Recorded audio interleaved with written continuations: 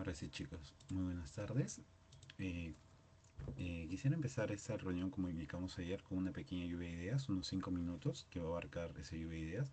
Toda la información que tengan sobre farmacocinética 2, bueno, los subtemas que vamos a abarcar en ese tema va a ser metabolismo, eh, excreción y marcadores, por así decirlo, farmacocinéticos. ¿Tienen alguna idea? ¿Escucharon antes algo sobre el tema? ¿O lo que ustedes tengan en mente, si quieren puede escribirlo o puede eh, prender sus micrófonos y decirlo? Cualquier tema que tengan sobre, cualquier idea que tengan sobre el tema.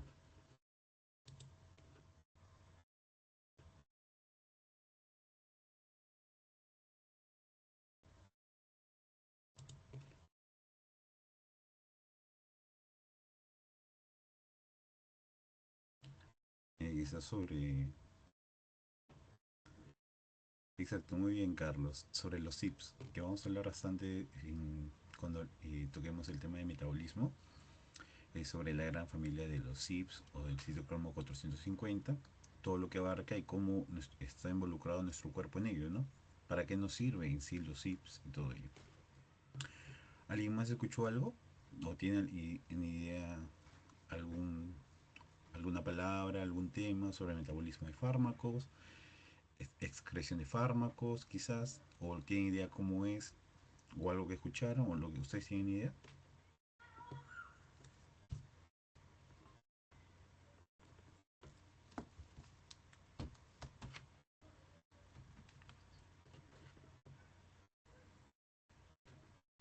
Mm, listo. A ver, Luis está escribiendo.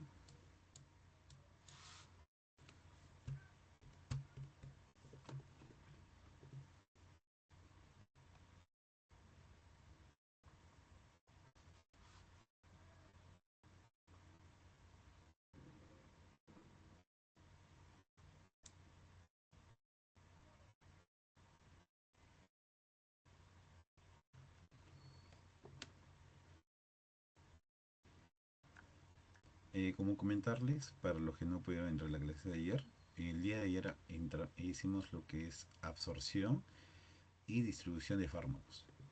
La clase se va a subir a cada 2 semanas sobre YouTube, por es una indicación de las introductorías.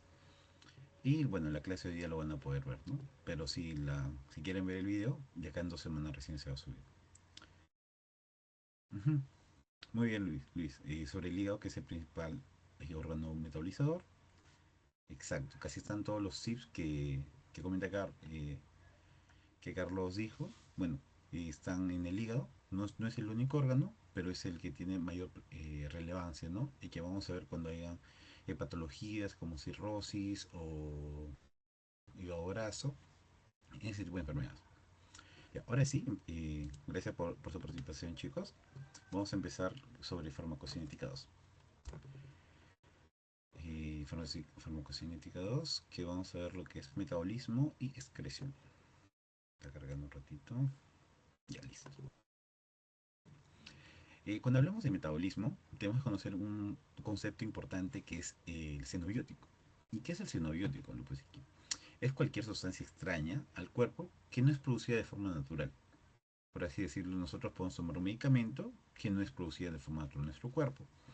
Pero no hay que quedarnos solamente con el medicamento, porque el metabolismo del cuerpo va a metabolizar todo el compuesto, todo compuesto que es ajeno al cuerpo.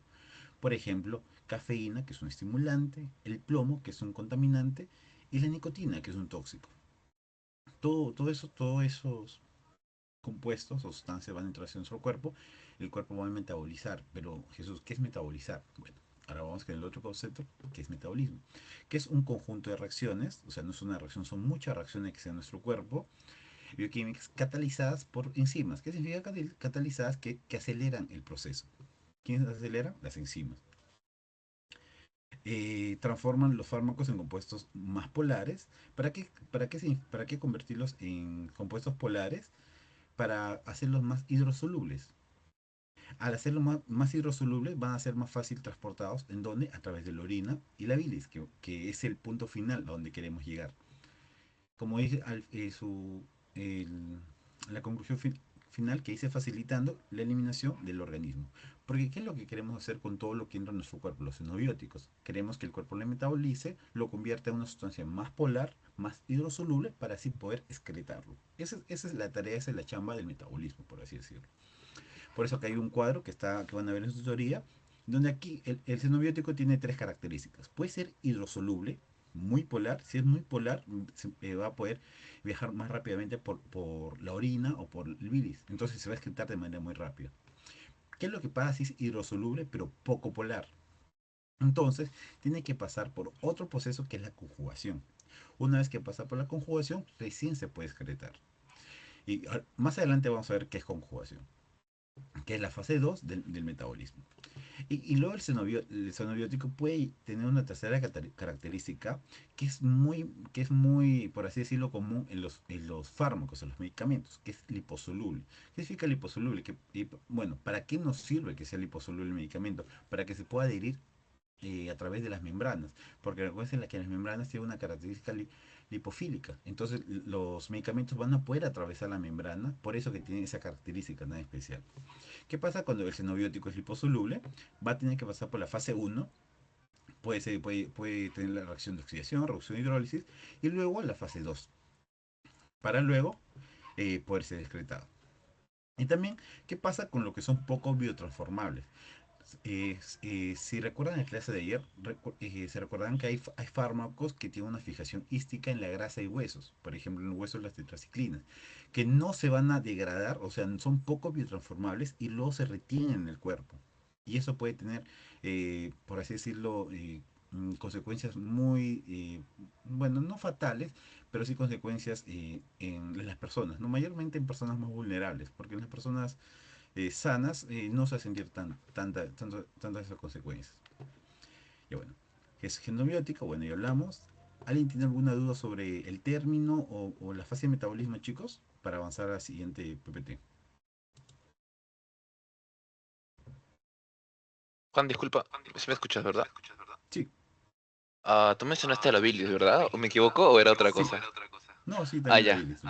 ya, listo, muchas gracias. Perfecto. Vamos a ver que en la excreción, aparte de la bilis y de la orina, también va a haber otros métodos de forma de poder excretarlo. Pero para que cuando son muy hidrosolubles, mayor importancia va a ser en la orina y en la bilis. Pero más adelante vamos a mencionar los demás tipos de excreción. Ahora seguimos con la siguiente diapositiva. Ahora vamos a ver las fases del metabolismo, lo que vimos anteriormente en un mapa conceptual. Aquí lo vamos a ver un poco más desmenuzado, donde vamos a ver que el metabolismo, como les he mencionado, tiene fases, pero no vean estas fases de manera lineal. No es que el fármaco, el xenobiótico, va a pasar por la fase 1 y fase 2 obligatoriamente. O sea, no es que tiene que ir así, así, no es algo tan lineal. Por eso puse este cuadro de aquí, donde se puede, por así decirlo, resume todas estas fases, que hay drogas que pueden ir directamente a la fase 2 para ser excretadas. Pero hay drogas que también necesitan de la fase 1 y de la fase 2 para poder ser excretadas. Pero también hay drogas que no necesitan metabolismo. O sea, hay drogas que se pueden excretar de por sí solas. Un ejemplo de ello es la metformina. La metformina no pasa la metformina es para pacientes diabéticos. Ellos toman la metformina, la droga atraviesa nuestro cuerpo y lo excretamos de manera intacta, no se metaboliza. Por eso, la droga tiene muchos caminos. O sea, este es uno de los caminos. Puede pasarse directo a la fase 2, pasar fase 1 y fase 2, o pasar directamente sin metabolizarse. Por eso, no lo vean como una fase lineal, sino que son fases del metabolismo. Eh, Aquí vemos el metabolismo, la fase 1, vamos a hablar. Siempre pongo en esas estrellitas los conceptos porque es muy importante para sus seminarios y prácticas, porque es escrito. Y la fase 1 son reacciones químicas funcionales que transforman al fármaco o xenobiótico, como les había mencionado, para hacerlo más polar y prepararlo para su excreción. O sea, ¿para qué pasa entonces por la fase 1, ¿no? Bueno, el fármaco pasa por la fase 1 para que se convierta más polar. ¿Y para qué nos sirve más polar? Para que sea más rápido, para que se pueda excretar de manera más rápida. Pero no solamente ello, también va a servir como para adherir, por así decirlo, grupos, que vamos ahorita a mencionarlos, para que sirvan de anclaje para la fase 2. O sea, sirve para dos tipos, para hacerlos más polares, y para agregarle estos grupos, el grupo hidroxilo, grupo amino, grupo carboxilo, y estos grupos van a servir como anclaje para la fase 2, pero también estos grupos van a inactivar en algunos casos. Al fármaco, por así decirlo, lo va a inactivar. Entonces, la fase uno, ¿para qué me sirve? Son reacciones que lo va a convertir al medicamento, al fármaco, en sustancia más polar. En algunos casos puede inactivarlo y en otros casos puede servir de anclaje para la fase 2. Unas características que aquí puse es que se realizan en el, esto lo va a marcar con un resaltador, en el retículo endoplasmático. Recuérdense muy bien que donde se realiza la fase uno, en el retículo endoplasmático. A diferencia que la fase 2 se realiza donde, en el citosol. Listo. Es uno de los puntos que quería agregar. Más que todo ellos. Ya. Otra característica. Otra característica es que inactivan, y bueno, es lo que les había dicho, ¿no? Que pueden activar, inactivar o incluso generar metabolitos tóxicos. Ya, ¿a qué se refiere esto? Que si bien la droga que va a pasar por la fase uno, les había comentado que puede inactivarlo, ¿cierto? Puede inactivarlo para poder excretarlo, porque le había dicho que puede pasar por la fase uno, fase 2, o puede saltar la fase 2 incluso. Pero ¿qué es lo que pasa? Que hay algunas drogas que cuando pasan por la fase uno, al adherirse a estos grupos, pueden activarlas. Entonces, por ejemplo, hay drogas que están diseñadas que se llaman los profármacos. Esas drogas que se llaman profármacos ya están diseñadas para que pasen por el metabolismo de la fase uno y luego se convierten en un metabolito activo.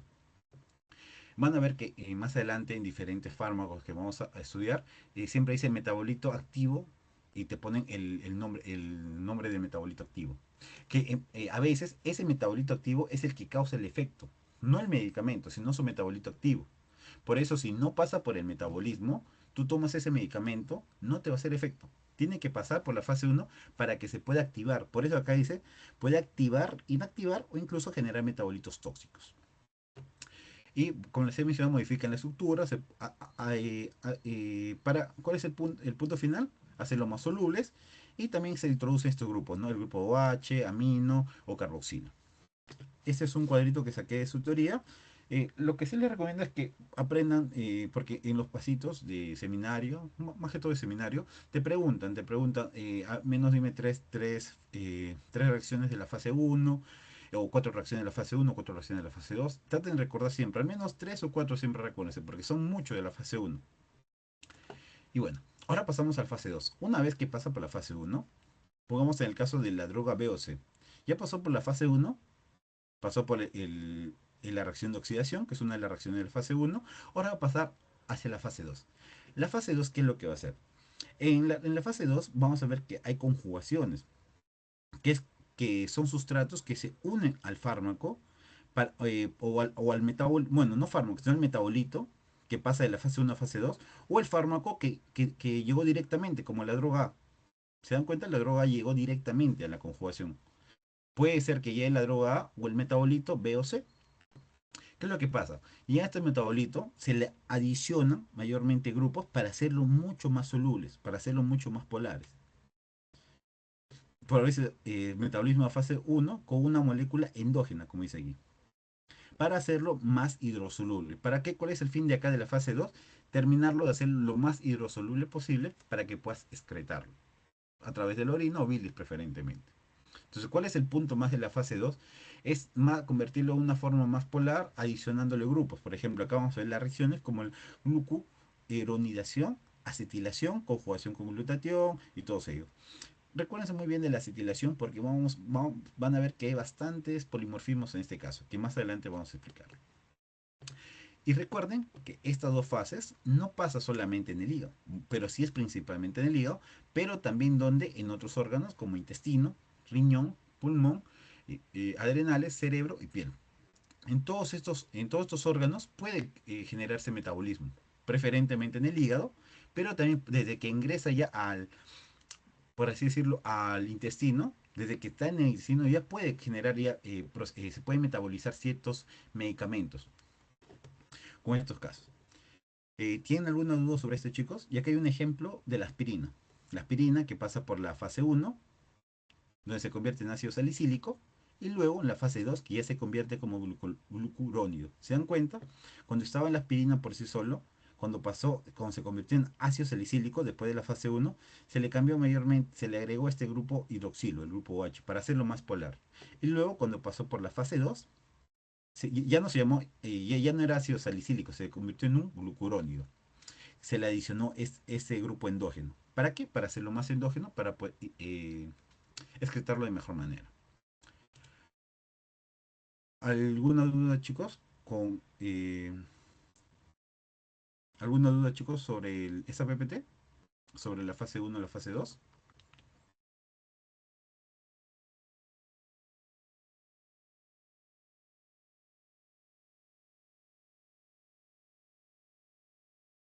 ¿O todo claro, chicos?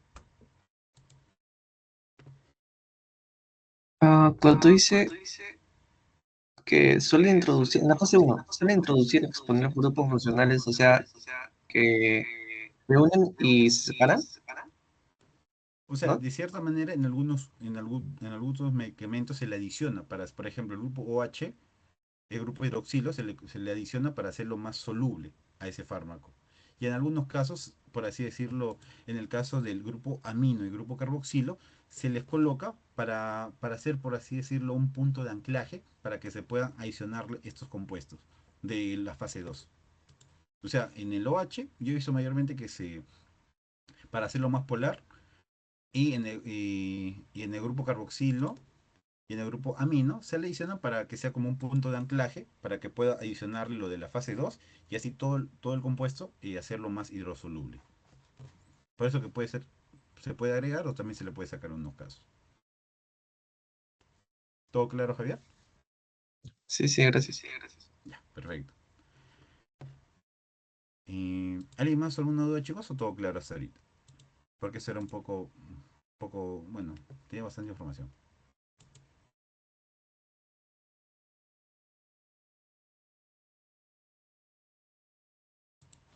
Bueno, si todo está claro, continúo con el siguiente PPT. En el siguiente PPT vamos a hablar sobre la familia del citocromo 450. Bueno, como repasemos primero el concepto, que es un conjunto, no es una enzima, como dice su nombre, no es una familia, es un conjunto de enzimas hemoproteicas encargadas del metabolismo oxidativo de múltiples xenobióticos.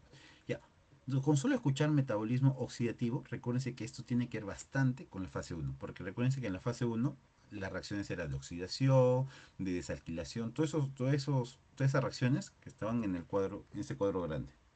Oxidación alifática, desalquilación, epoxidación, ya, listo. Entonces, cuando hablemos de la familia de citocromo 450, son conjuntos de enzimas encargadas de metabolismo oxidativo. Entonces, ¿en qué fase se van a ver? En la fase uno. Cuando le hablan de familia de citocromo 450, ya, fase uno. Tiene que ver con la fase uno. Y listo. Una de sus características es que catalizan reacciones de oxidación, como les he mencionado, reducción e hidrólisis. Tienen una doble función. Ya, esto es importante, porque se suele solamente ver a la familia de citocromo 450 en su papel de los fármacos, del metabolismo de fármacos, pero también cumple un papel fisiológico en nuestro cuerpo. Es importante, en la teoría no se habla mucho, pero sí te ponen en la PPT, pero es importante que recuerden esto, porque no solamente sirve para metabolizar fármacos, también sirve cumple un papel fisiológico, por así decirlo, en la síntesis de colesterol, en la síntesis de cortisol, en la síntesis de vitamina D, como está en ese cuadrito que está van a verlo en su PPT. Ya, para toda esta síntesis de estos compuestos sirve el citocromo 450. Entonces, recuérdense que tiene un papel dual, por así decirlo, entre su papel fisiológico y su papel farmacológico, que ahorita lo vamos a ver. Bueno, el farmacológico viene a ser la oxidación, ¿no? De la fase uno. Y hay mutaciones que inactivan los CIPs encargados de funciones fisiológicas que se llevan a menudo enfermedades, bueno, que llevan a enfermedades serias. ¿A qué me refiero con esto? Que si bien se han dado cuenta que hay mutaciones casi en todo, bueno, en cada gen de nuestro cuerpo, también hay mutaciones que se dan en este citocromo 450. Estas mutaciones pueden hacer que se inactiven o que se sobreexpresen en algunas personas. Que esto lo vamos a ver más en el polimorfismo genético. que tiene que ver bastante. Y bueno, es muy importante ver si hay mutaciones en esta gran familia de enzimas. Esa persona no, o sea, la dosis de medicamento tenemos que adecuar a esa persona, porque esa persona tiene una mutación ya que ya seguro va a estar estudiada. Entonces vemos, ¿sí? Esa persona, porque el paciente te va a llegar a ti, te va a decir, mira doctor, es que yo estoy tomando ese medicamento, me han dado, pero no me está haciendo efecto. ¿Será porque el medicamento está mal? ¿O la dosis está mal? ¿O quizás está interactuando con otro medicamento? Por eso se tiene que estudiar de manera integral el paciente, ver qué está tomando, no solamente el medicamento, también qué alimentos, porque hay ciertos alimentos que son inductores enzimáticos. Si no me equivoco, el jugo de toronja, que a veces suena algo inofensivo, pero genera interacción con los medicamentos que nosotros damos como profesionales de salud.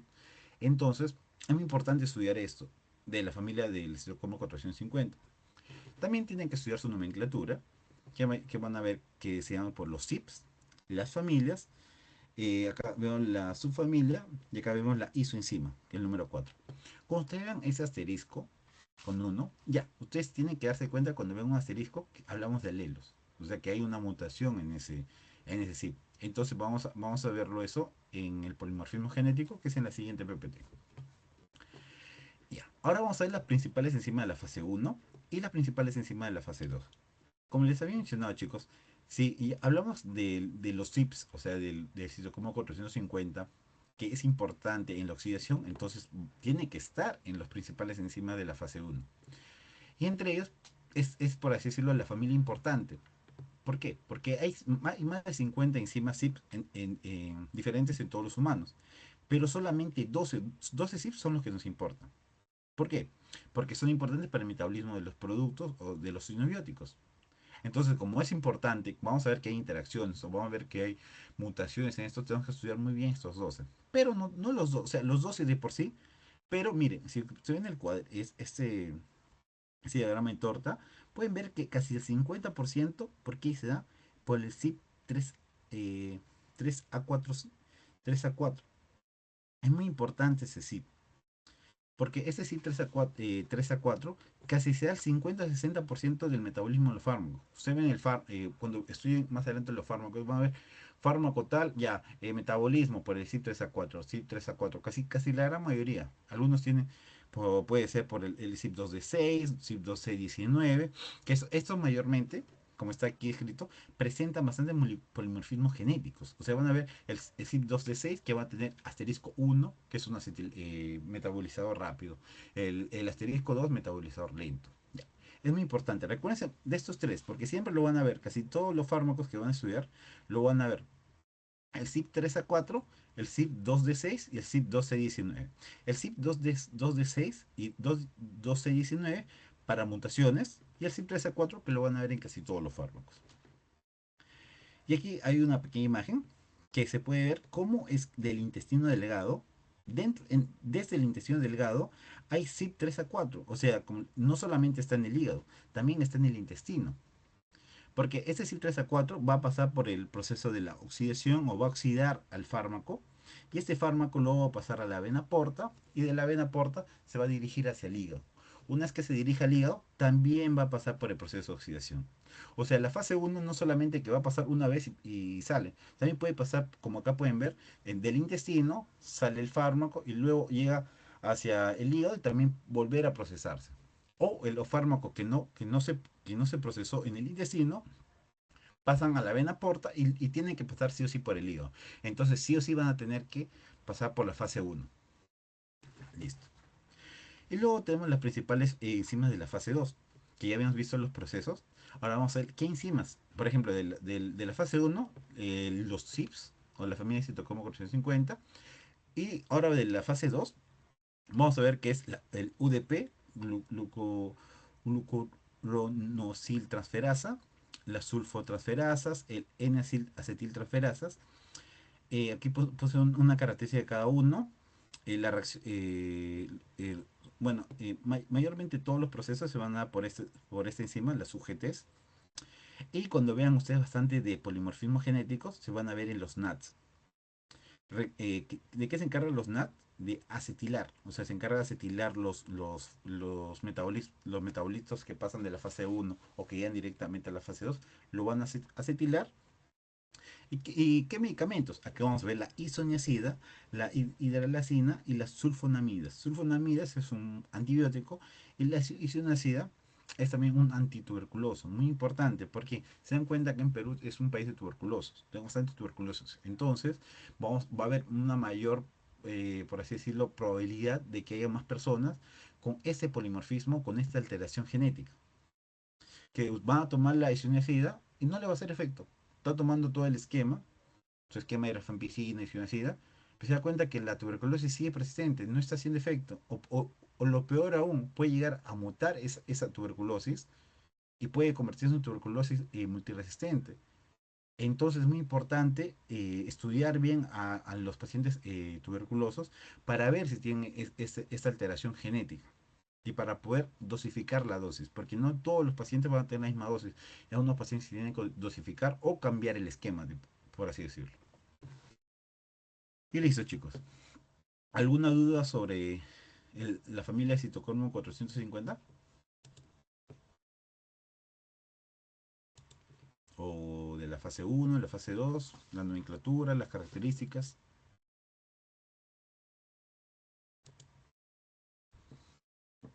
Si desean pueden prender su micro Ah, o... Sí. disculpa, sobre la nomenclatura no te entendí bien.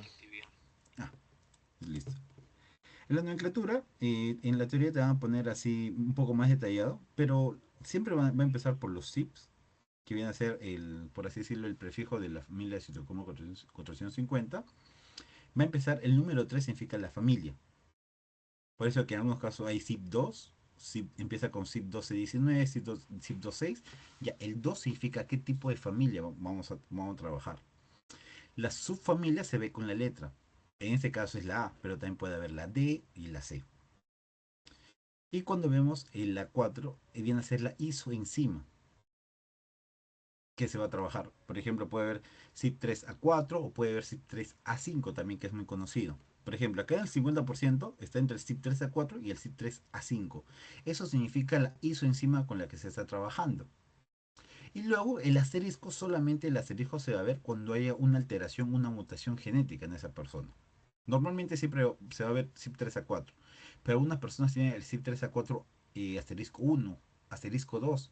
Ya, entonces esas personas tenemos que dosificar de una manera distinta eh, el medicamento. Por ejemplo, en el caso de la de las personas con tuberculosis, vamos a darnos cuenta que también este NAT va a tener un asterisco 1. Siempre este asterisco 1, tanto en los CIPS o en el NAT, va a significar una alteración, una mutación genética, como lo vamos a ver más adelante, como polimorfismo genético. ¿Todo claro, Luis? Sí, Juan, muchas gracias. Ya, chévere. Listo. ¿Alguien más tiene una duda, chicos, o todo claro? O si desean, pueden... Entonces, disculpe, Sí, entonces va. el asterisco vendría a ser como que el polimorfismo. Exacto. Cuando veamos un asterisco, nos va a indicar que esa persona tiene una mutación bueno, o tiene un polimorfismo genético. Que, por así decirlo, en unos casos, esa enzima por así decirlo, va a actuar de manera más acelerada que en otros. Y esto lo vamos a ver en la inducción o inhibición. Ahí se entiende un poco mejor. Porque unas personas tienen el CYP 3A4 con el asterisco 1, pero lo procesa o lo oxida de manera muy rápida el medicamento. Si por ejemplo se demoraba en 10 segundos en metabolizarlo, en oxidarlo, en este caso lo oxida en 2 segundos. Entonces ese medicamento que supuestamente tenía que pasar un tiempo, ahora se acorta el tiempo, entonces se va a metabolizar más rápido y ya no vas a tener ese medicamento en tu cuerpo. Por ejemplo, si tú querías que ese medicamento te haga efecto por 8 horas, esas personas que tienen ese polimorfismo, el medicamento le hace efecto 2 horas, porque se metabolizó rápido, o sea, se metabolizó para excretarlo. Entonces, te das cuenta, no va a tener el efecto deseado que nosotros queremos. Uno de los casos, un analgésico. Por ejemplo, tomas un analgésico y a las 2 horas ya estás sintiendo dolor de nuevo. Y dices, pero me dice cada 8 horas, o sea, no tiene sentido, porque todos los medicamentos, los SAINs, o entre todos, está cada 8 horas, cada 6 horas, porque ya está indicado o ya está ya estudiado para que dure por el metabolismo de una persona normal.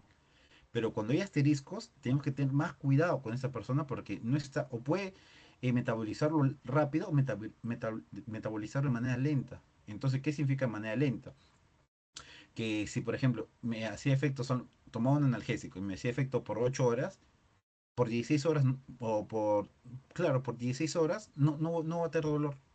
O sea, el efecto se ha prolongado demasiado, porque se está demorando en metabolizarlo, entonces el fármaco no está metabolizando y se está quedando más tiempo en nuestro cuerpo. Eso yo lo estoy poniendo en casos de analgésicos, pero imagínate en casos de antibióticos, que si todo antibiótico a una bacteria o en este caso al bacilo de tuberculosis, tú no le das el ataque que está, por así decirlo, dosificado, ese bacilo va a mutar y va a mutar en una cepa multiresistente donde el primer esquema que le estás dando no le va a hacer efecto y va a empeorar a la persona. Por eso es importante estudiar esto para evitar que ciertos, más que todo en el caso de antibióticos, evitar que esas bacterias estén mutando. Porque mientras más mutan, los antibióticos de primera línea no van a hacer efecto y tenemos que cambiar a segunda línea. Y recuérdense que mientras vamos pasando de primera a segunda línea, los efectos son más devastadores en las personas. Entonces queremos evitar eso y se evitaría estudiando mejor a la persona. ¿Listo? ¿Todo claro con ello, chicos? Todo claro. Ya, perfecto. Gracias, Javier. Seguimos ahora con... eh, ya, ahora sí vemos la inducción enzimática. Viendo el metabolismo, ya vamos a entender un poco mejor lo que es inducción enzimática. Vamos a ver por los términos que son un poco largos. Viene a ser el incremento temporal de la actividad de enzimas, o sea, de las enzimas metabólicas, va a haber un incremento. Es como si esas enzimas, por ejemplo, si hubieran 20 en nuestro hígado, va a haber un incremento de, por ejemplo, va a haber 80 ahora. Se van a duplicar, cuadruplicar, va a haber un... ¿Y qué es lo que genera esto?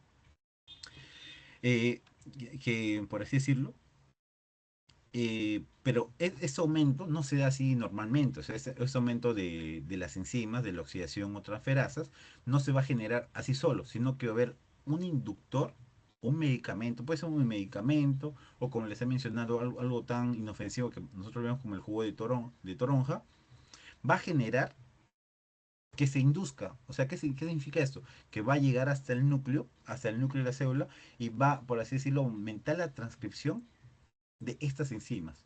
O sea, es como que va a llegar al núcleo y decía, produce más CYP 3A4, produce cantidad de CYP 3A4 con ese fármaco que está induciendo, y luego tú tomas el fármaco que tú quieres tomar porque quieres que surta efecto en ti, tomas, y como hay bastantes CYPs, ¿qué es lo que va a hacer? Va, como acá dice, va a acelerar el metabolismo de los fármacos. Pero dice, pero Jesús, no está bien que se acelere. No está bien, ¿por qué? Porque si tú tienes un fármaco que te dure 8 horas, tú quieres que te dure 8 horas, pero, pero tú consumes otro medicamento que sin darte cuenta que tiene inducción enzimática, va a hacer que ese fármaco que no te dure 8 horas, te va a durar 2 horas. O el efecto no dura 8 horas, sino 2 horas. ¿Por qué? Porque el fármaco que normalmente estaba en tu cuerpo, que se iba metabolizando, o sea, que se iba metabolizando de poco en poco, se va a sobreexpresar, va a haber un aumento de la síntesis y se va a metabolizar muy rápido. Entonces, ¿cuál es el tercer punto? Que reduce la eficacia terapéutica o la necesidad de ajustar dosis. Y también en algunos casos, ¿qué es lo que pasa? Acá mayormente se ve en la fase uno que, como les había comentado, hay fármacos, bueno, acá se explica en este cuadro que se explica todo.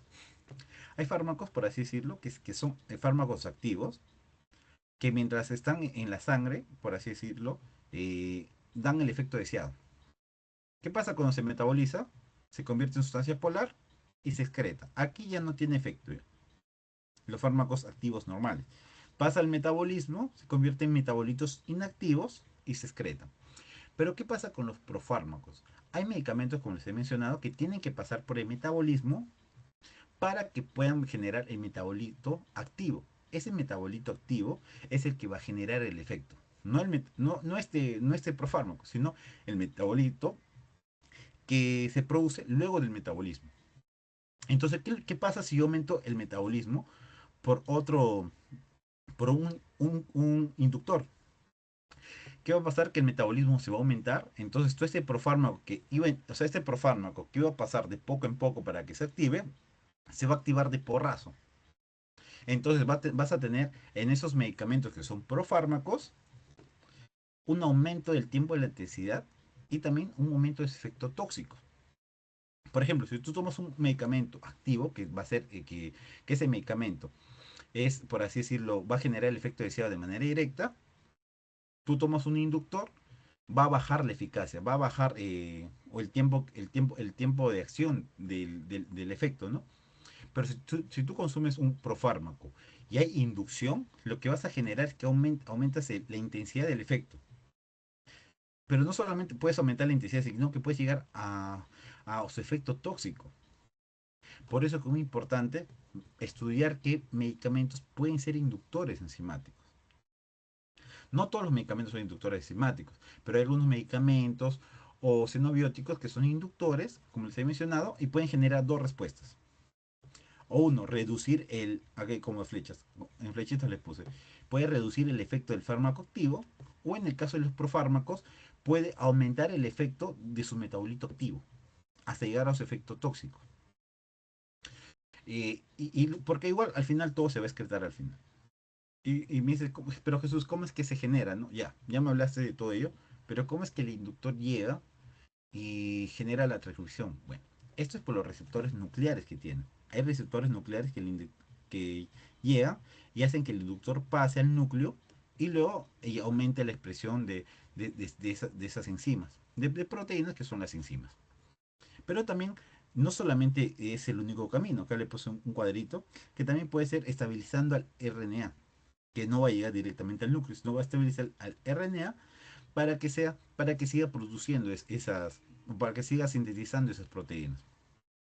También puede ser estabilizando la enzima, o sea que esta enzima tiene un tiempo de vida promedio. Entonces, ¿qué va a hacer este inductor? Va a llegar a la enzima y va a decir, no te mueras en 2 días, muérete acá en 20 días. Entonces, esa enzima que tenía un tiempo de vida media, porque vivía 2 días, se producía otra enzima, y así. Pero como va a estabilizar todas esas enzimas, ya no va a vivir 2 días, va a vivir 20 días. Entonces se van a seguir produciendo por encima, y entonces se va a seguir sobreexpresando esa enzima. Y también es una manera de ser inductor enzimático. Y listo. Acá hay también unos ejemplos de la rifampicina, omeprazol y todos ellos que están en su teoría, que también le va a servir como punto para que repasen, porque eso también le pueden ir en su pasito. Eh, ¿Alguna duda sobre inducción, chicos? Porque sí, esto es un tema que preguntan bastante.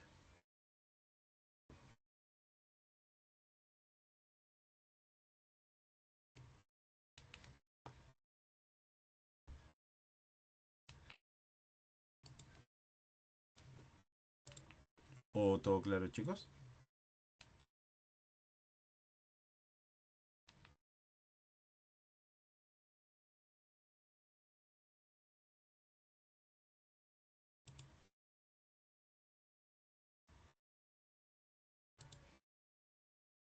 Listo. Si todo está claro, seguimos con la siguiente parte, que es inhibición enzimática. En inhibición enzimática va a ocurrir lo opuesto. ¿Qué significa? Que es cuando una sustancia, un fármaco o alimento, por eso aquí también puse alimento u otro químico, porque no siempre va a ser un fármaco, puede ser hasta un alimento o un compuesto químico. Reduce la actividad de las enzimas. Ahora, aquí es lo contrario. Si en la inducción va a sobreexpresar esas enzimas, en este caso va a inhibir esas enzimas. Entonces aquí también tiene dos caminos. Va a tener el camino del fármaco activo y el camino del fármaco inactivo, del profármaco que nosotros tomamos. ¿Qué es lo que va a pasar? En el caso del fármaco activo, como va a inhibir, mire, está inhibiendo el metabolismo, o sea, no está dejando que esto se metabolice. Entonces, ¿qué es lo que va a generar? Que prolongue su efecto ese fármaco activo. Por ejemplo, si tú tomas o estás tomando un medicamento que funciona como inhibidor y tomas otro medicamento, ese medicamento, si te hacía efecto 8 horas, debe ser efecto ahora 16 horas. O sus efectos adversos que tenía, lo vas a sentir con más, en más grado, por así decirlo. Eso va a pasar en caso del fármaco activo. Pero en el caso del profármaco, como no se está metabolizando, o sea, no se está logrando su metabolito activo, no tiene efecto terapéutico. Ahora yo tomo un profármaco, pero estoy tomando un inhibidor de ese profármaco sin saber, porque no sé que ese es un inhibidor enzimático.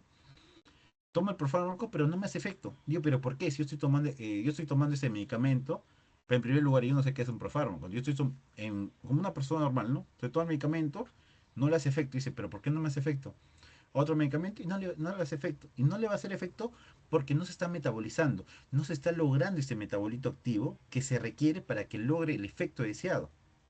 Entonces, esta inhibición enzimática tiene dos efectos. En el primer efecto de los fármacos activos, que va a aumentar la vida media, va a aumentar la concentración plasmática de ese fármaco activo, pero en el caso del profármaco, no va a dejar que se metabolice, no va a dejar que genere el efecto deseado. Por eso dice que no tiene efecto terapéutico.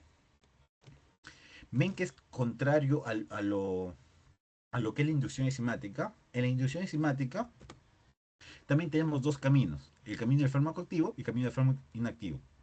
Por así decirlo, la inducción ayuda al fármaco inactivo porque genera que se sobreexprese más, pero al fármaco inactivo por así decirlo, eh, interfiere con su proceso. Pero en el caso de la inhibición enzimática va a ser completamente al revés. El fármaco activo, como no se está metabolizando, no se está yendo para excretar, está más tiempo en la sangre, está generando más tiempo el efecto deseado. En cambio, el fármaco inactivo, que tiene que pasar al metabolismo, si no, no puede lograr su metabolito activo. Entonces, no hay metabolismo, no hay metabolito activo, no hay efecto. Por eso aquí dice, no tiene efecto terapéutico. Y aquí también hay tres tipos de inhibiciones que están en su GUTMA, que está el competitivo, el no competitivo y el irreversible suicida. Como dice su nombre, competitivo, el inhibidor compite con el sustrato por el sitio activo. O sea, el competitivo es que tiene un solo sitio de acción. El inhibidor, cuando acá debe llegar, por así decirlo, el sustrato, el inhibidor por competitivo va a llegar a su sitio activo, va a competir por el espacio, no va a dejar que este llegue. Entonces, por eso se llama competitivo. El no competitivo es cuando tiene cada uno un sitio distinto. O sea, tiene cada uno un sitio distinto de acción. Va a llegar el inhibidor a la enzima y lo va a inactivar. Y aún así llegue el sustrato, va a llegar el sustrato a su sitio activo, pero no va a hacer efecto porque ya el inhibidor se dice no competitivo porque tiene sitios de unión diferentes. Por ello, aunque compita, aunque tú metas más dosis, no hace efecto porque es una inhibición no competitiva. Tiene sitios distintos. Cuando es competitivo, tú sí puedes dar más, por así decirlo, más fármaco para que pueda, para que al aumentar la dosis pueda competir con el inhibidor y pueda ganar ese espacio de la enzima. Y listo. Ahora acá tenemos un ejemplo, como la cimetidina, ciprofloxacino, la eritromicina, mayormente son antibióticos. Y ahora sí, chicos, ¿alguien tiene alguna duda sobre inhibición enzimática? O si tienen una duda anterior, también lo pueden decir, normal.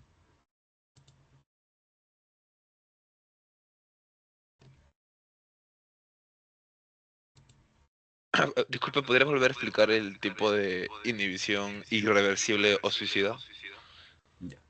En el caso de inhibición irreversible, es cuando son distintos tipos, distintos sitios de acción. Por ejemplo, un ejemplo.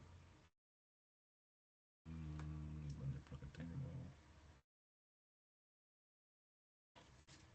Ya. Por ejemplo, esta es la enzima.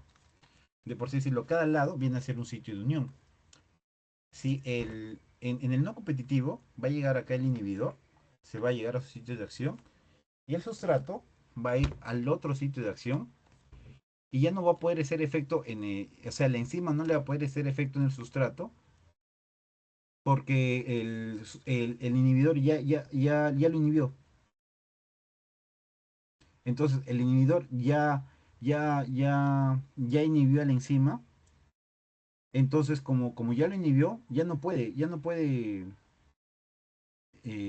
activar. O sea, va a llegar, tú puedes aumentar la dosis, puedes aumentar la dosis del medicamento, y aún así no va a hacer efecto, porque porque ya tiene un sitio de unión distinto el inhibidor.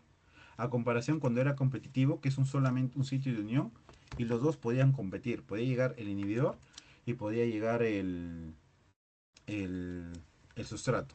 Podían llegar a luchar los dos por el espacio. Pero en este caso no. Y en el caso de irreversible, si mal no recuerdo, era cuando el metabolito llegaba o sea, el inhibidor llegaba y se adhería de manera irreversible al sitio de acción. Cosa que así llegaba por así decirlo, se decía suicida porque al unirse se integraba de manera irreversible y ya no había opción de que ese inhibidor pueda salir, por así decirlo, o inhibir a otra enzima, solamente que se adhería de manera irreversible y por eso se decía de manera suicida.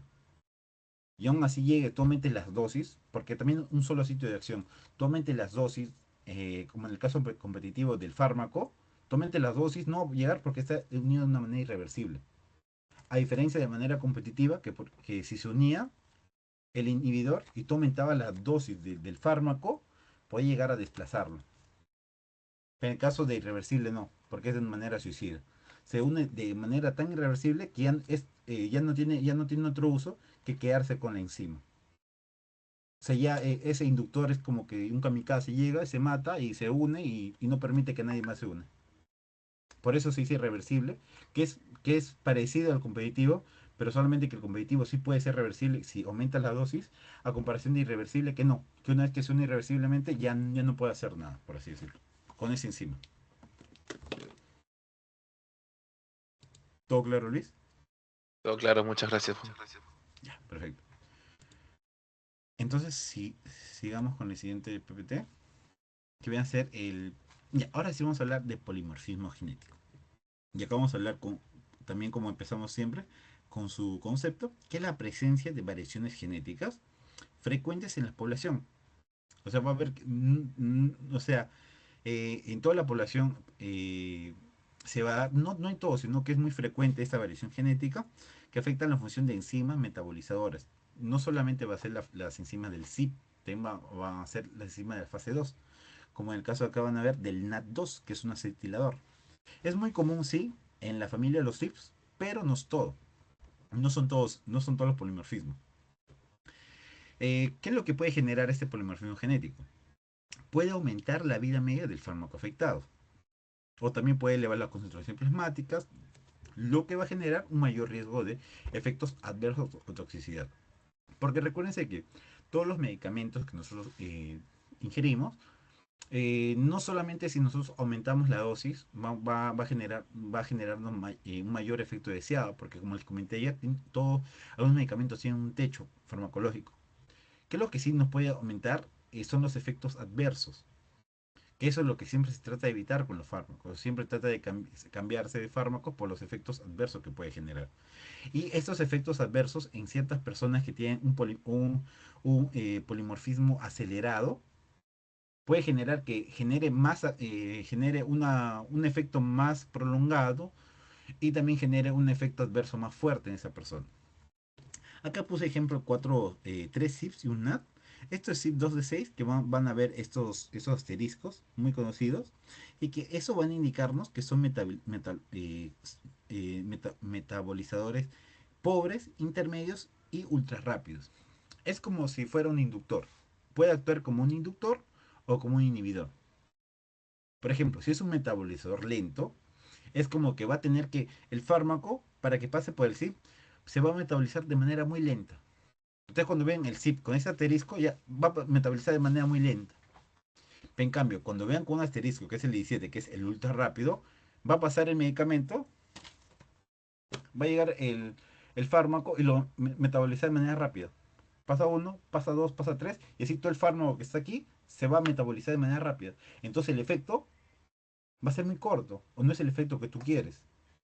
En cambio, si es muy lento, todo el fármaco que está aquí va a llegar de poquito, va a llegar un fármaco, un- se va a demorar en procesarlo y así. Entonces, ¿qué es lo que puede generar? Que ese efecto, que ese fármaco activo que está en la sangre puede tener un efecto más prolongado, incrementando sus efectos adversos. Por, por eso, no solamente va a aumentar la vía media, también puede disminuir la vía media del fármaco. Y aquí, uno de los más conocidos acá en Perú es el NAT2. ¿Por qué el NAT2? Porque es uno de los acetiladores de quién? De la isoniazida. Y esto lo vamos a ver en pacientes con tuberculosis. Por eso, y aquí es donde estos efectos quizás se pueden ver un poco inofensivos, pero con una persona con tuberculosis, si es acetilador rápido de la isoniazida lo va a tomar y no va a ser el efecto deseado. ¿Qué es lo que puede generar? ¿Qué es lo peor que puede generar? Que la tuberculosis mute. Y si muta, va a cambiar su primera línea, o sea, no va a tener que tomar nada de ello, va a tener que pasar a la línea 2 o al esquema 2 que es un poco, cada medicamento, por así decirlo, genera efectos adversos muy dañinos. Uno de esos medicamentos son los aminoglucósidos, que sus efectos adversos es la nefrotoxicidad y la ototoxicidad. Imagínate estar con tuberculosis de por sí, que te den un medicamento y que no sea que eres acetilador rápido, que haga que tu tuberculosis mute, y ahora ya no vas a tener que tomar pastillas todos los días, te van a tener que dar inyectables, porque los aminoglucósidos son inyectables. Imagínate llegar a ese punto, y no solamente llegar a ese punto, sino que tener efectos adversos tóxicos, efectos adversos terribles, por ejemplo la nefrotoxicidad, la ototoxicidad, imagínate, quedarte con secuelas en el oído, en el riñón. Pues es muy importante entender todo esto, que parece un poco confuso, pero en todos los fármacos que van a ver más adelante van a haber inducción o inhibición o polimorfismo genético. ¿Por qué? Porque todo esto influye en lo que el fármaco, nuestro cuerpo le hace al fármaco, que viene a ser la farmacocinética. Y luego tenemos el estado fisiológico, el sexo, la edad. Recuérdense que eso es un factor muy importante. No es igual el fármaco que tú le das a un niño, a un adulto y a una persona joven. Mayormente los medicamentos están destinados para personas jóvenes. En niños se tiene que dar una dosificación distinta y en personas adultas también. ¿Por qué? Porque los neonatos va a tener un metabolismo inmaduro. ¿Qué significa? Que la eliminación es lenta. Entonces tienes que dosificar, reducir la dosis, porque tú sabes que esa dosis que tú le das a un adulto, en un niño le puede hacer que tenga un efecto prolongado. De igual manera aumentando los efectos adversos. En los adultos mayores también tienen menor actividad enzimática y flujo hepático, lo que va a generar que también o sea, va a tener el hígado más dañado, de cierta manera. Entonces, si tiene el hígado más dañado, las zonas que eran ricas en enzimas, al estar dañadas ya no van a tener esas enzimas. Entonces, del 100% va a tener solamente el 40% funcionando, el 40% de enzimas. Entonces, ¿qué significa? Que todo el medicamento tengo que reducirlo, tengo que ajustarlo a esa persona. ¿Está bien? Igual el sexo. En el caso de las mujeres hay mayor actividad de CYP3A4, menor de UGT, o sea, mayor fase 1 y menor fase 2. Recuerden, CYP3A4 es fase 1, UGT fase 2. Y también influyen las hormonas. O sea, en qué fase de su ciclo menstrual está. Todo eso también influye. Y el estado fisiológico en el embarazo, cambios hormonales, alterar las enzimas y muy importante, la enfermedad hepática o renal. Una persona que tiene cirrosis, hepatitis, hígado graso, no va a tener la misma dosis de medicamento que una persona normal. De igual manera, si una persona tiene una insuficiencia renal crónica, tú no le puedes dar un medicamento. ¿Por qué? Porque vamos a ver en el siguiente capítulo que esta excreción no va a poder excretar de manera igual a nosotros. Entonces, si no puede excretar, lo que va a pasar, como les he mencionado, hay medicamentos que se excretan de manera inalterada. Entonces, si tú no puedes excretarlo, ¿qué va a pasar? Va a volver a tu cuerpo. Vuelve a tu cuerpo, es como estaría dando la vuelta, estaría generando el mismo efecto y así. Entonces, esa persona por eso ahí van a ver, cuando vean ejemplos de medicamentos, dice ajuste renal. Requiere ajuste renal. Porque es 80% excreción vía renal, entonces ahí dice ajuste renal. Ya listo. Usted ya entiende por qué se tiene que dar ese ajuste renal. ¿Alguna duda, chicos, sobre polimorfismos o estado fisiológico?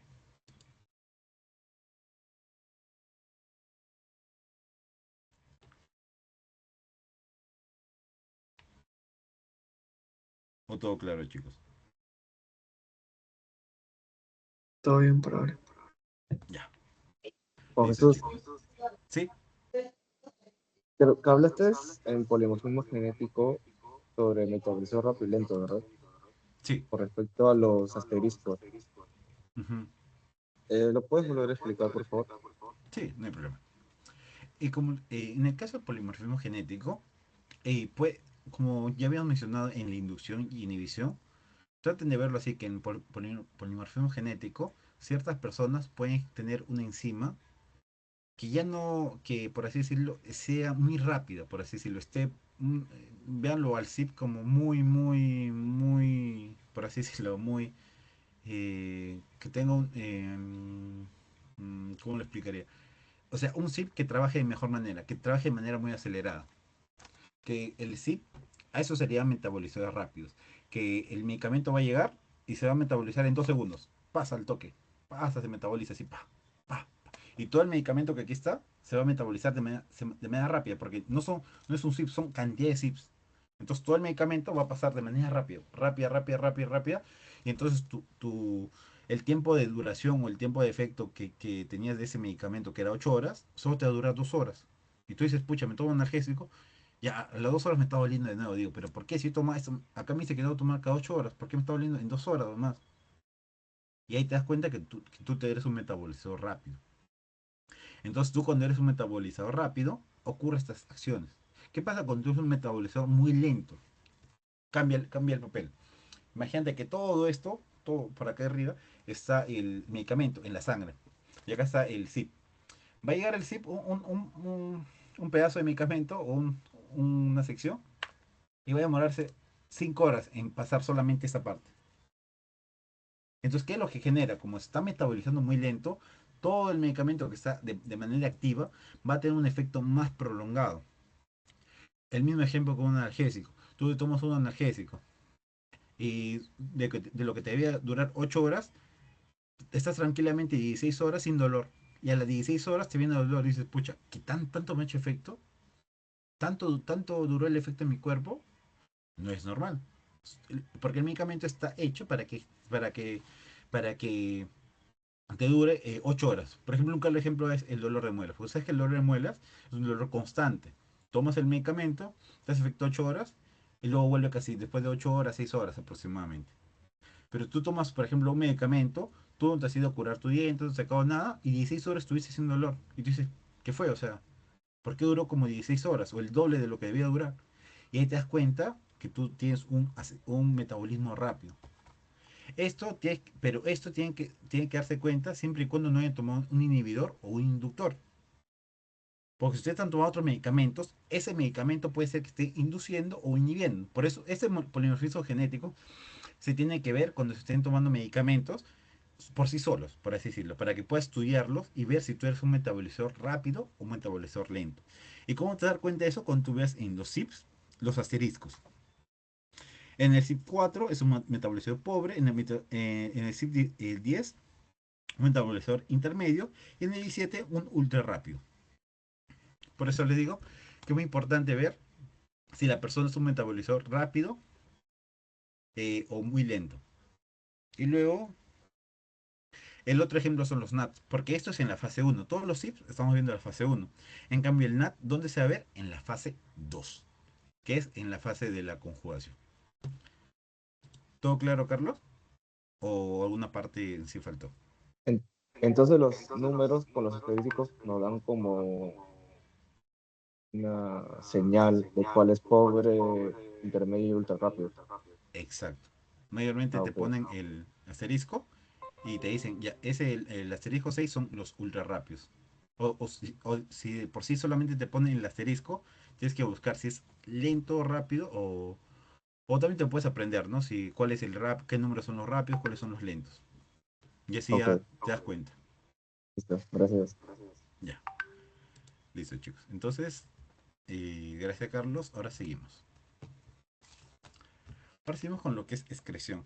En el caso de la excreción, vamos a ver que ocurre no solamente a través de la vía renal, que sea en mayor de todo, en la gran mayoría se da a través de la vía renal, pero no solamente por ahí. Como les he mencionado al inicio de la clase, también se puede excretar por la bilis. Por eso aquí puse la bilis y también por las heces. Bilis o heces, vía renal y también el otro camino son los pulmones. Una vez que se expulse ¿Cómo te das cuenta por los pulmones? Por ejemplo, cuando cuando está manejando y quieren saber si la persona está borracha, le dice que sople. Ya, ahí se da cuenta cuando la persona está expirando alcohol etílico y a través de las partículas que sale de la respiración pueden ver cuánto alcohol tiene en la sangre. En el caso de la bilis y ese es muy conocido, y en el caso de la orina también. El término de la excreción es la eliminación del fármaco administrado o de sus metabolitos del organismo. ¿Por qué hacemos este cambio de fármaco o metabolitos? Porque, como les habéis mencionado, el metabolito, ¿qué es? Es una sustancia intermedia o final. No es igual que el fármaco. El metabolismo es una sustancia intermedia que ha pasado por el proceso de metabolismo, por eso se llama metabolito. Pero también acá dice eliminación de fármaco. O sea, hay fármacos que no se metabolizan, por supuesto, como les había mencionado, el caso de la metformina, que no pasa por el metabolismo. Entonces no se puede llamar metabolito porque entonces ingerido la metformina, ha generado su efecto, pero no se metabolizó. Entonces se elimina tal cual. ¿Y por dónde se elimina tal cual así la mayor cantidad de medicamentos? Sin metabolizarse por vía renal. Cuando ustedes siempre le pregunten, va a ser por vía renal. Y ahorita vamos a explicar en cada proceso, en cuál se ve en cada proceso. Vamos a repasar un poco que ocurre principalmente, como les he dicho, en las vías renales, bilis, heces, pulmones, saliva. También se puede ver en lágrimas, sudor y leche materna. Y luego, en el caso de la vía renal, se va a ver tres mecanismos clave de riñón. Aquí tienen que recordarse un poco, chicos, sobre la fisiología del nefrón. Ustedes se dan cuenta que a través de la arteriola aferente, y luego por último por la arteriola deferente, va a ocurrir el proceso de filtración. El proceso de filtración, aquí es donde se va a filtrar los, los fármacos que no están unidos a proteínas. Pues se dan cuenta, la filtración solamente no puede cruzar los medicamentos adheridos a proteínas. Entonces, en el caso de la filtración, van a cruzar, por así decirlo, a través del glomérulo al tubo contorsionado proximal los medicamentos. Pero no solamente por ahí van a pasar, sino que los medicamentos que están unidos a proteínas, en la fase de la secreción también se van a transportar, pero gracias a este OAT o ST que son transportadores claves. Gracias a estos transportadores se desligan de la proteína y pueden cruzar hacia el tubo contorneado proximal a través de bombas transportadoras específicas. Y luego la última parte es ese fármaco va viajando a través del asa de Engle y todo ello, y luego se va a reabsorber. O sea, el fármaco también o sea, no solamente se va a excretar, sino también que puede llegar a reabsorberse. ¿Y de quién va a depender? De la ionización del fármaco y también de su característica lipofílica. Si el fármaco es muy lipofílico, entonces tienen que tener en cuenta que ese fármaco se puede reabsorber. Por eso le digo que es un proceso un poco, tiene tres fases. Tanto en la filtración se pueden filtrar unos medicamentos, en la secreción también, pero en la reabsorción se pueden volver a absorber a la sangre los medicamentos. ¿Y qué pasa cuando se vuelve a reabsorber? Puede volver a generar el efecto, el mismo efecto. Pero ¿qué fármacos solamente se reabsorben? Los fármacos más lipofílicos. Y luego también tenemos en el otro caso, en el caso de las heces y bilis, que aquí también puede haber una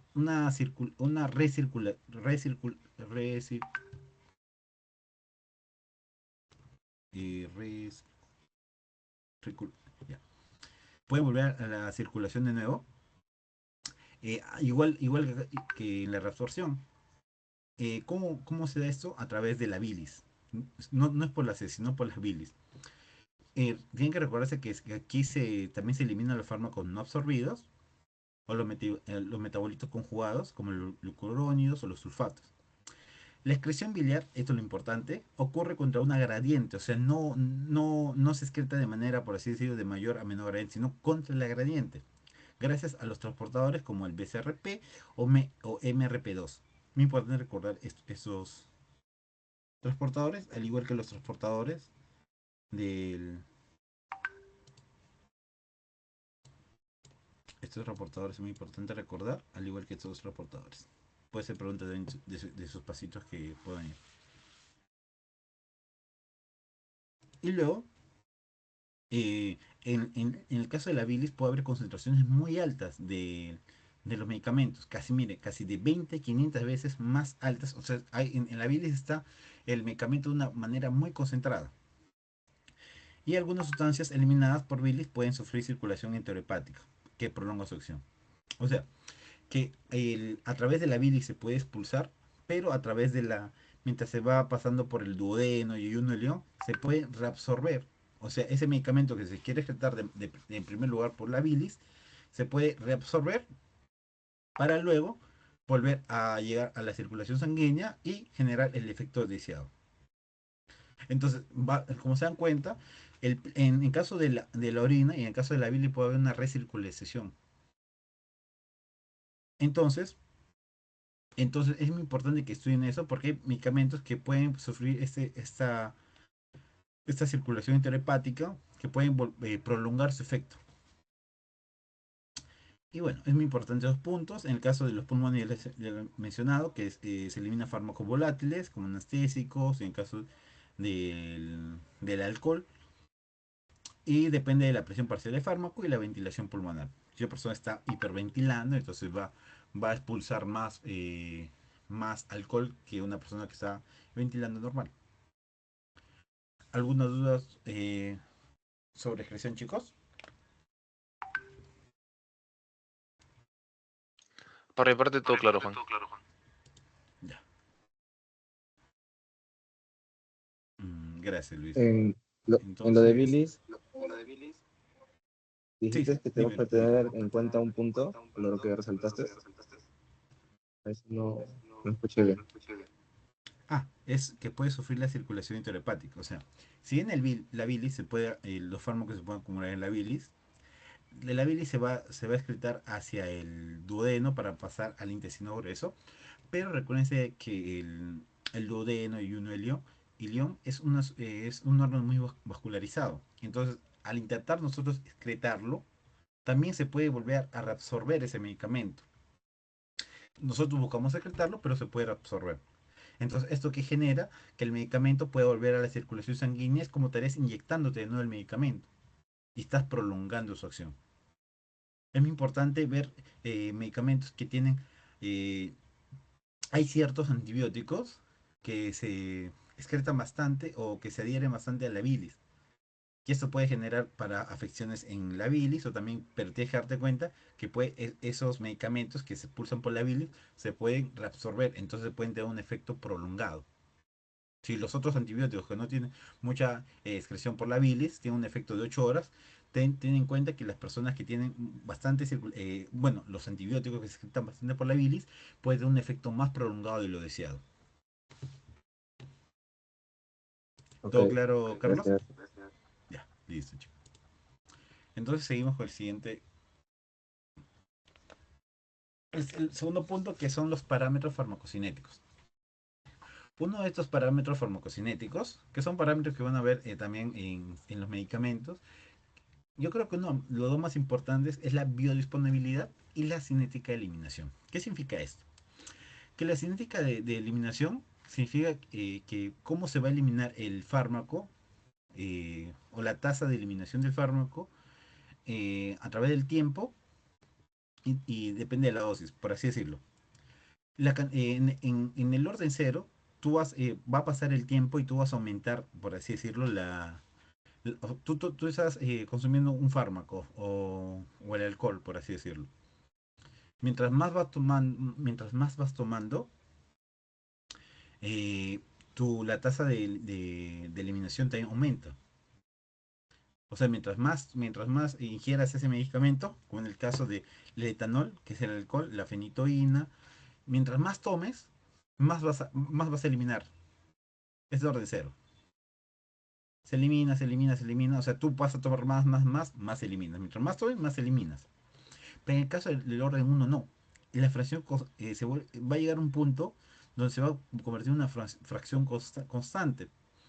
Que esto es muy peligroso. ¿Por qué? Porque imagínate, en ese caso del paracetamol o amoxicilina. mientras tú tomes más paracetamol, va a llegar un punto donde se sature todos las enzimas que ya vas a expulsar solamente, por así decirlo, el 10% en la orina. Más paracetamol tomes, el 10% de tu orina va a seguir siendo paracetamol. No va a aumentar al 20%, al 30%. Se va a mantener una tasa constante. Y entonces, ¿qué es lo que pasa? Ese paracetamol que se queda en tu cuerpo porque no se está eliminando, pues tú estás consumiendo, pero está eliminando siempre una tasa constante, va a generar que se acumule en tu cuerpo, uno, y que genere más efectos adversos. Y recuerden que el paracetamol tiene unos efectos adversos que es hepatotóxico. Uno es un metabolito que es el NADPQ, es un metabolito muy tóxico para el hígado. No solamente eso, también la amoxicilina. Tú vas a tomar bastante amoxicilina, va a llegar a un punto donde la tasa de excreción se va a hacer constante. Entonces, el exceso va a generar dosis tóxicas o puede generar también efectos adversos, ¿no? Ese es el primer tema muy importante. Y luego tenemos la biodisponibilidad. La biodisponibilidad es el grado fraccionario de una dosis de fármaco que llega al sitio de acción o su líquido biológico, o sea, a su receptor. Por ejemplo, si yo consumo el 100% del fármaco, al punto o al sitio de acción va a llegar, puede que llegue 50, al 70%, 80%. Ese 80% que llega es su biodisponibilidad. Ahí te das cuenta que el fármaco tiene una biodisponibilidad muy alta, 80%. Pero ¿qué pasa si tú tienes un fármaco que su biodisponibilidad es solamente el 30%? O sea, que va a llegar, o sea, su dosis efectiva que llega es muy baja. Entonces tienes que aumentar la dosis de ese fármaco. Pero hay fármacos que tienen buena biodisponibilidad. Mayormente los que tienen buena biodisponibilidad son los fármacos muy lipofílicos. ¿Por qué? Porque pueden adherirse, pueden traspasar membranas, entonces no va a haber mucha pérdida de esos fármacos. Pues siempre recuérdense, biodisponibilidad, que eso también pueden venir así como pregunta de conceptos, por eso le puse kiloconséptico, y la cinética de eliminación, que lo van a ver de ahora en adelante en cualquier tipo de fármaco, va a decir, solamente va a decir, este fármaco es de orden cero, o este fármaco es de orden uno y usted ya tiene que sobreentender qué significa. ¿Todo claro, chicos?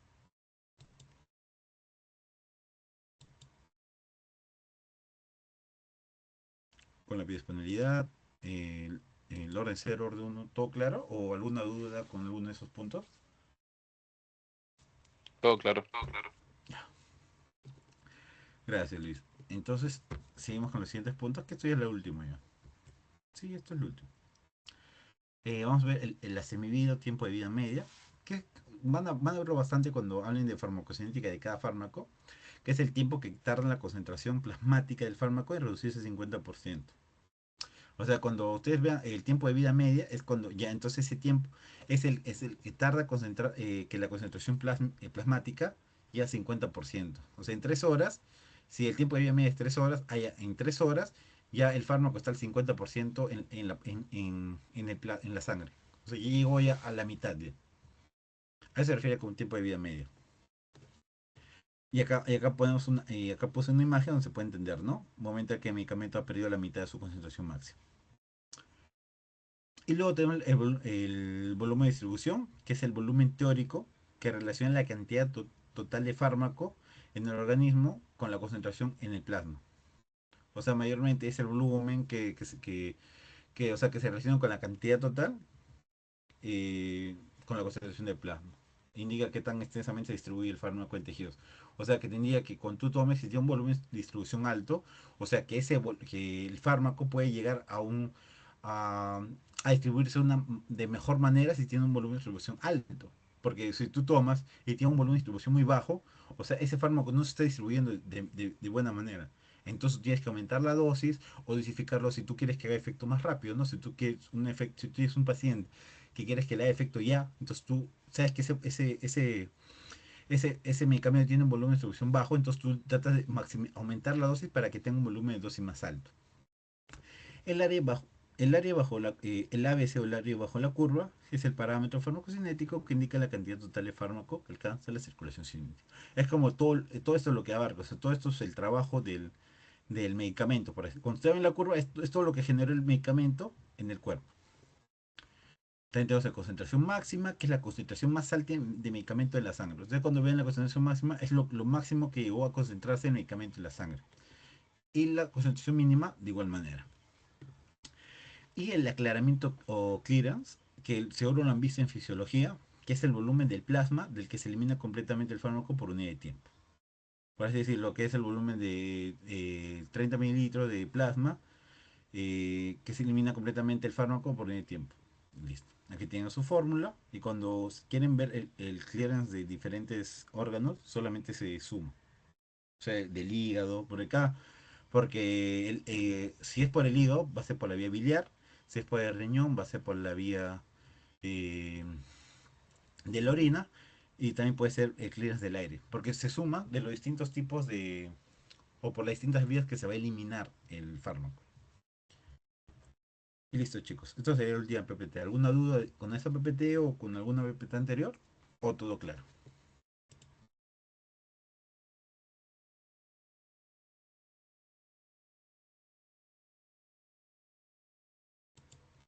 Todo claro por mí, Juan. Gracias.